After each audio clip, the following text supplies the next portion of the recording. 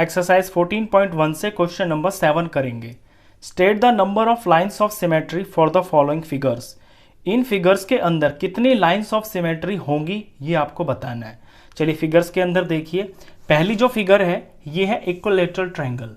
अब line of symmetry वो line होती है जहां से आपके फिगर के दो बिल्कुल same to same identical parts हो जाते हैं। तो इक्विलैटरल ट्रायंगल को हम कितनी जगह से काट सकते हैं ताकि उसके जो पार्ट्स हैं, दो जो पार्ट्स बनेंगे वो बिल्कुल सेम टू सेम बनेंगे और एक दूसरे को फोल्ड करने पर ओवरलैप करेंगे। तो देखिए इक्विलैटरल ट्रायंगल की तीनों साइड्स बराबर होती हैं। तो ये तीनों, ये जो मैं डॉट कर रहा हूं ये इसके मिड पॉइंट्स हैं। तो वर्टेक्स से लेके और मिड पॉइंट तक की जो लाइन होगी वो इस ट्रायंगल को दो बिल्कुल आइडेंटिकल पार्ट्स के अंदर डिवाइड कर देगी। तो वर्टेक्स और सामने वाली जो साइड है इसका मिड पॉइंट, तो यहां से जब हम लाइन खींचेंगे तो ये एक सिमेट्री लाइन हो जाएगी।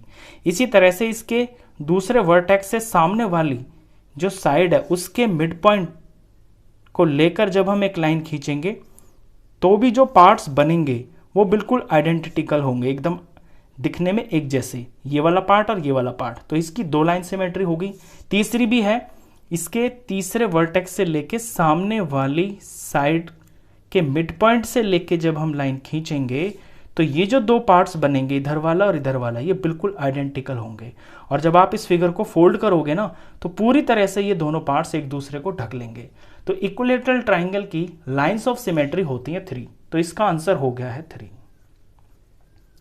बी फिगर देखिए, आइसोसेलेस ट्रायंगल। आइसोसेलेस ट्रायंगल वो ट्रायंगल होता है जिसकी दो साइड्स बराबर होती हैं। तो यहां पे ये वाली साइड और ये वाली साइड बराबर है और तीसरी साइड इसकी जो है इनसे अलग होती है।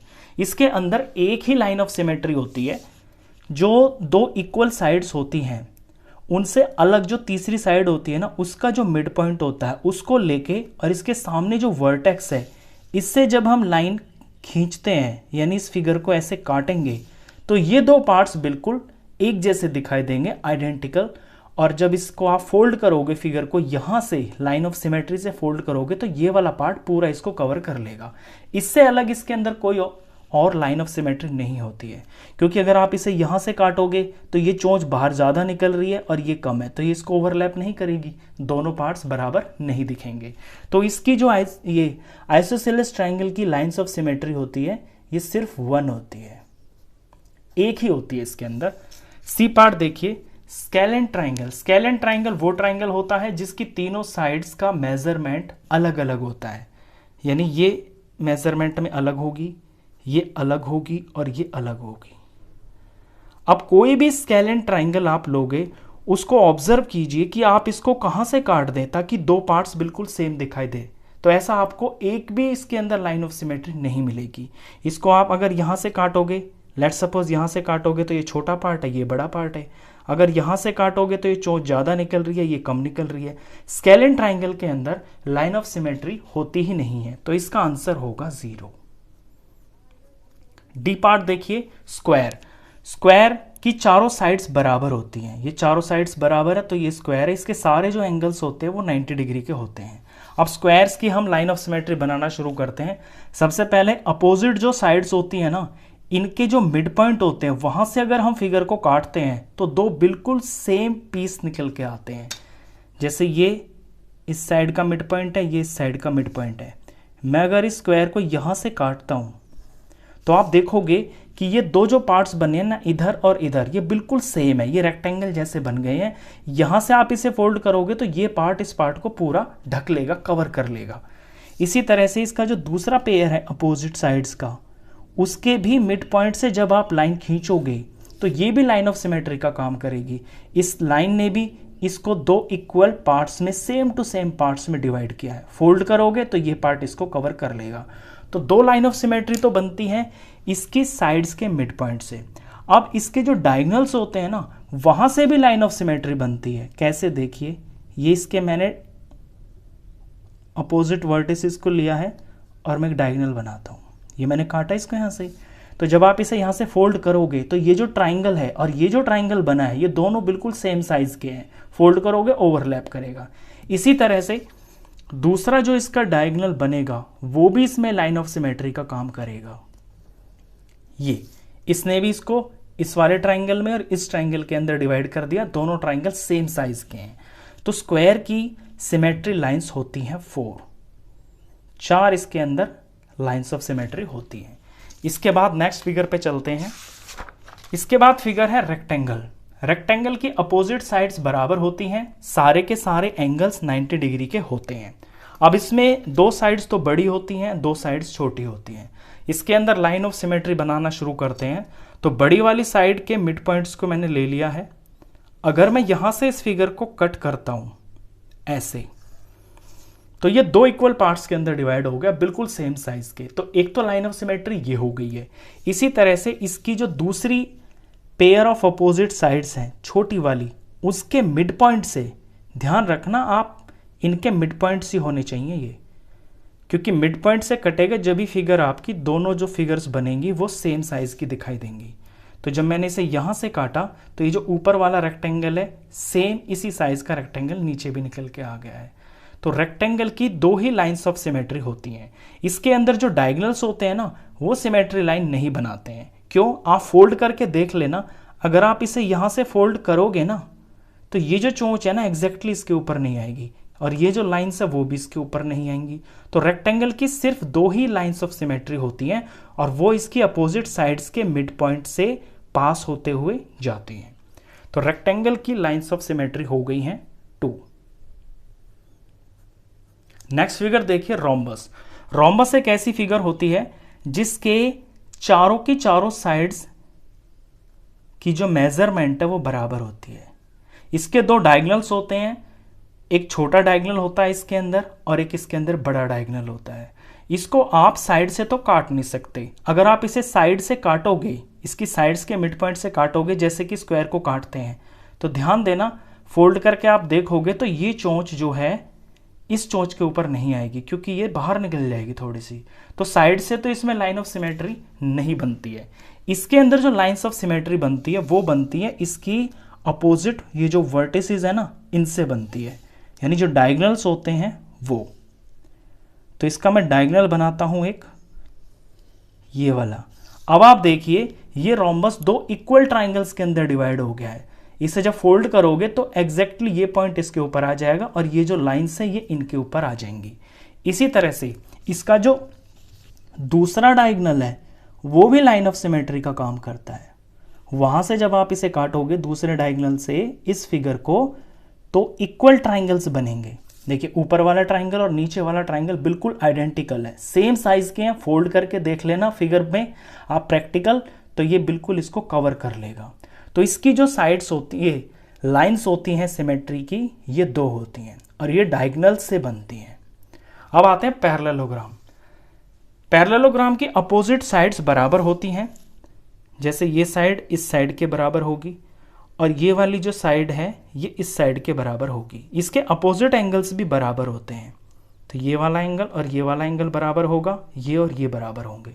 अब इसके अंदर आप प्रैक्टिकली फिगर को काट के देखना और इसे फोल्ड कर करके देखना। आप देखोगे, आप इसे कहीं से फोल्ड कर लेना, आप साइड्स के मिड पॉइंट से फोल्ड कर लेना, तब भी ये दो पार्ट्स आइडेंटिकल नहीं बनेंगे।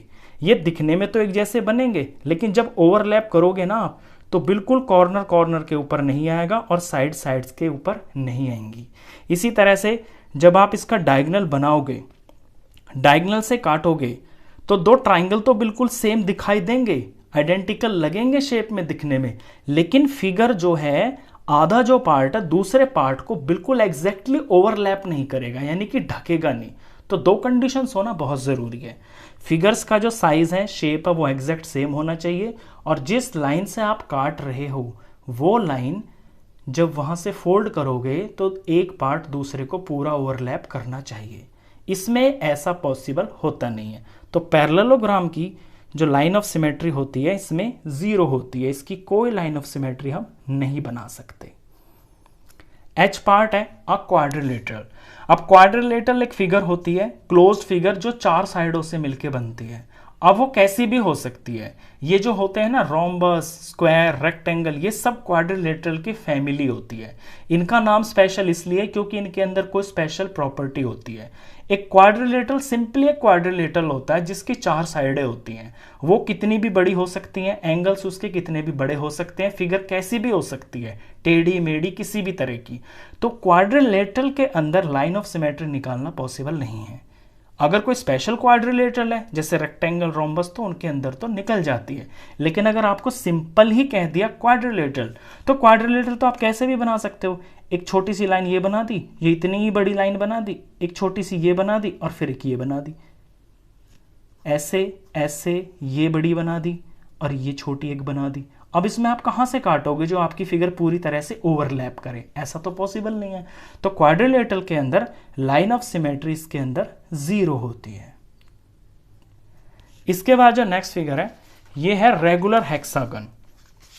हेक्सागन का मतलब होता है एक क्लोज्ड फिगर जो 6 साइडों से मिलकर बनती है। और अगर इसके अंदर रेगुलर भी लिखा हो, ये समझ जाना कि इसकी सारी जो साइड्स है ना वो लेंथ में बराबर होंगी और उसके जो सारे एंगल्स हैं वो भी बराबर होंगे। ऐसी फिगर्स को हम रेगुलर फिगर्स बोलते हैं। तो हेक्सागन के अंदर 6 साइड है, ये देखिए 1 2 3 4 5 और ये 6। रेगुलर हेक्सागन के अंदर लाइंस ऑफ सिमेट्री बनाना शुरू करते हैं। तो देखिए इसके जो आमने सामने साइड्स आ रही है ना, ये साइड और ये वाली अपोजिट साइड्स, इसके जो मिड पॉइंट्स है ना, जब आप यहां से इस फिगर को काटोगे, काट के यहां से इसे फोल्ड करोगे, तो ये दोनों पार्ट्स एक दूसरे को पूरा कवर कर लेंगे, यानी ढक लेंगे। दिखने में भी सेम है और कवर भी कर लेंगे एक दूसरे को, यहां से फोल्ड करोगे तो। इसी तरह से इसके अंदर दूसरी अपोजिट साइड्स के मिड पॉइंट से जब आप लाइन खींचोगे तो भी फिर सेम टू सेम ऐसा ही होगा। यहां से फोल्ड करोगे तो ये पार्ट इसको पूरा कवर कर लेगा। इसी तरह से जो तीसरा पेयर है इसके अंदर अपोजिट साइड्स का, उसके मिड पॉइंट से जब आप इसे फोल्ड करोगे तो भी एग्जैक्टली ऐसा ही होगा। ये पार्ट इस पार्ट को पूरा ओवरलैप कर लेगा, पूरी तरह से ढक लेगा। तो ये तो हो गई है इसकी 3, जो कि मैंने इसकी साइड्स को यूज करके बनाई है। अब इसके अंदर 3 लाइंस ऑफ सिमेट्री और होती हैं, वो इसके अपोजिट वर्टिसेस को ज्वाइन करने से बनती है। अभी देखना आप, इस वर्टेक्स का अपोजिट वर्टेक्स ये है, तो इस फिगर को मैं यहां से काटता हूं। जब मैंने इसे यहां से काटा तो इधर का ये जो पार्ट बना है, इसे जब फोल्ड करके आप दूसरे वाले पार्ट के ऊपर रखोगे तो एग्जैक्टली ये इसको पूरा ढक लेगा। तो इसके अंदर जो बाकी की जो लाइंस ऑफ सिमेट्री है वो अपोजिट वर्टिसेस को ज्वाइन करके बनेंगी। ये एक हो गई है। अब ये वाला बचा है, इसको जोड़ देते हैं।